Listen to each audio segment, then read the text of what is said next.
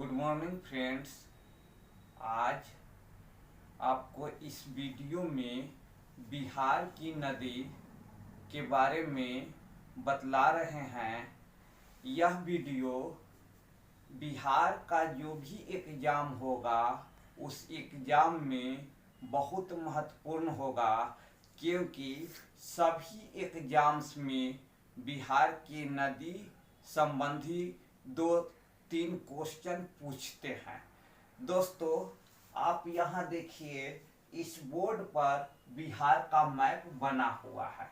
दोस्तों, बिहार के उत्तर में नेपाल है, दक्षिण में झारखंड है और यह मुख्य रूप से गंगा नदी जो बिहार को लगभग 2 भागों में बांटती है, यह गंगा नदी है जो कि बिहार में बक्सर जिला में प्रवेश करती है और बहती हुई यहाँ आपका भागलपुर कटिहार से बहती हुई पश्चिम बंगाल में चली जाती है।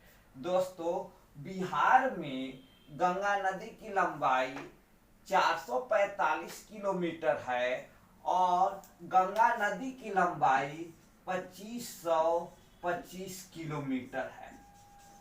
दोस्तों, बिहार का संरचना ऐसा है कि दोनों तरफ उत्तर और दक्षिण का भाग, एक तरफ पर्वतीय भाग है, दूसरे तरफ पठारी भाग है और बीच का जो क्षेत्र है दोनों तरफ से थोड़ा नीचा है।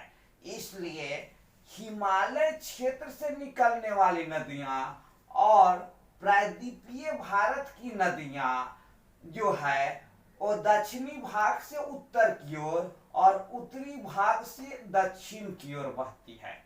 दोस्तों, यहाँ पर सबसे पहले जो आते हैं एक घाघरा नदी। तो ये घाघरा नदी जो है यूपी से बहती हुई बिहार में प्रवेश करती है और बिहार में छपरा के पास गंगा नदी में मिलती है। छपरा के पास गंगा नदी में मिलती है। अगला जो है एक गंडक नदी है। तो ये भी कहाँ नेपाल से आती है, नेपाल से यूपी उसके बाद यहाँ ये बिहार में प्रवेश करती है। और कहाँ, तो जो हाजीपुर सोनपुर जो मेला लगता है, उस सोनपुर मेला जहाँ लगता है वहीं पर ये आपका गंडक नदी गंगा नदी में मिलती है। दोस्तों, अगला जो है वो बूढ़ी गंडक। तो बिहार की यह एक छोटी नदी है। बूढ़ी गंडक जो नदी है एक छोटी नदी है। इस नदी का उद्गम स्थल जो है वो आपका सोमेश्वर श्रेणी वाला भाग जो है चंपारण का क्षेत्र वहां है और वो बहती हुई आती है और एक खगड़िया के पास बूढ़ी गंडक नदी खगड़िया के पास गंगा में मिलती है। अगला है तो ये बागमती नदी। तो बागमती नदी नेपाल से बहती हुई भारत में प्रवेश करती है और बूढ़ी गंडक में मिल जाती है। मीन्स बूढ़ी गंडक नदी की सहायक नदी ये बागमती नदी है। आगे आते हैं तो उत्तरी बिहार की एक प्रमुख नदी कोसी नदी है।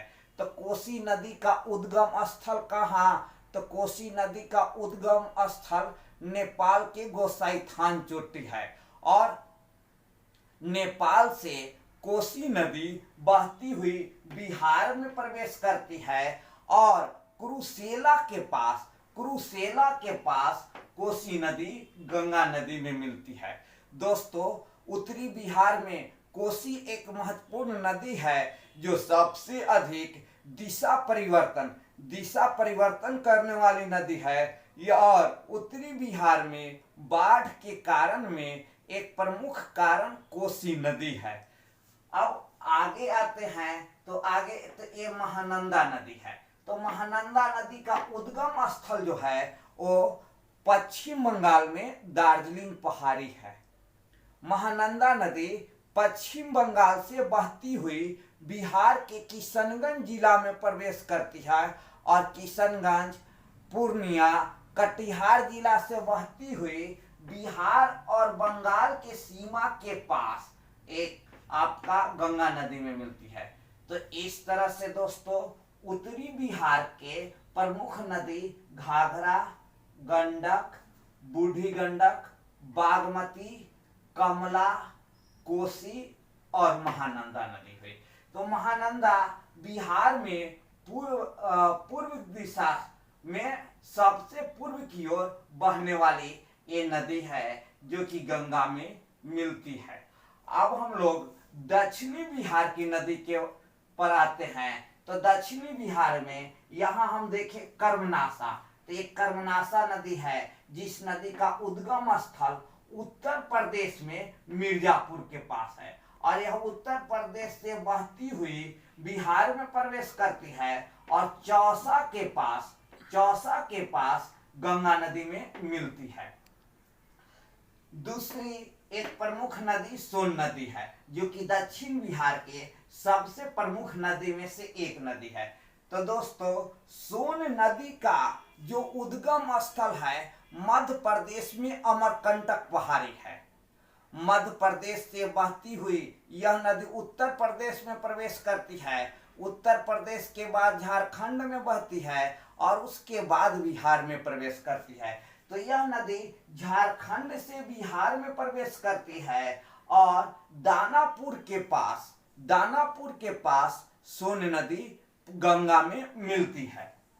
अगला कौन सी? तो ये पुनपुन नदी। तो पुनपुन नदी, इस नदी का उद्गम स्थल झारखंड में हजारीबाग के पास है। यह नदी झारखंड से बहती हुई बिहार में प्रवेश करती है और फतुहा के पास गंगा नदी में मिलती है। अगली जो नदी है वो क्यूल नदी है। तो ये क्यूल नदी, तो यह नदी भी झारखंड से बिहार में आती है और गंगा में मिलती है। उसके बाद कुछ अन्य प्रमुख नदी है। एक अजय नदी है। तो अजय नदी का उद्गम स्थल जो है वो बिहार में है, जमुई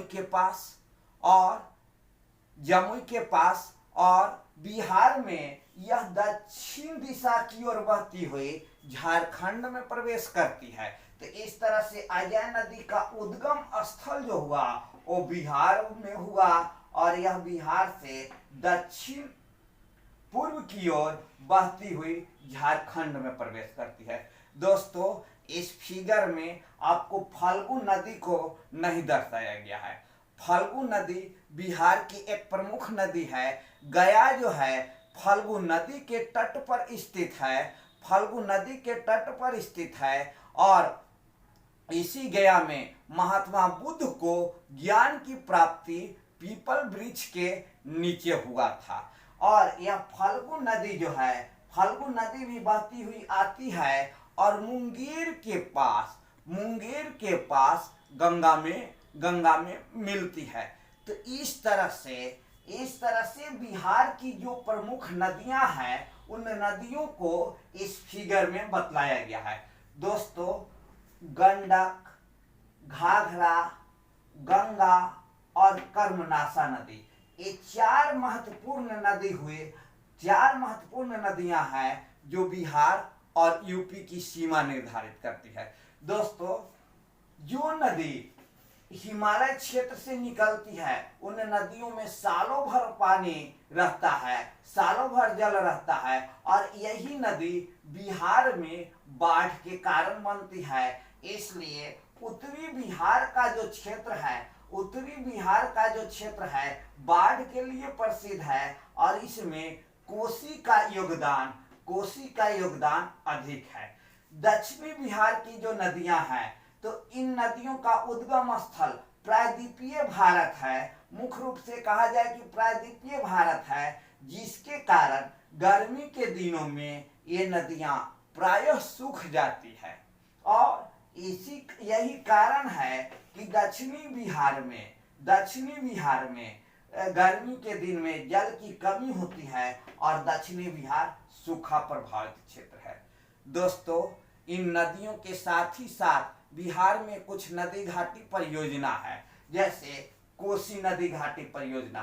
तो कोसी नदी घाटी परियोजना कहाँ? तो कोसी नदी पर नेपाल में बनाया गया है। उसके बाद आपको आते हैं गंडक नदी घाटी परियोजना। तो ये कहाँ? तो ये भैंसालोटन के पास गंडक नदी घाटी परियोजना भैंसालोटन के पास ये चंपारण के क्षेत्र में बनाया गया है। उसके बाद तीसरा जो सबसे महत्वपूर्ण है सोन नदी।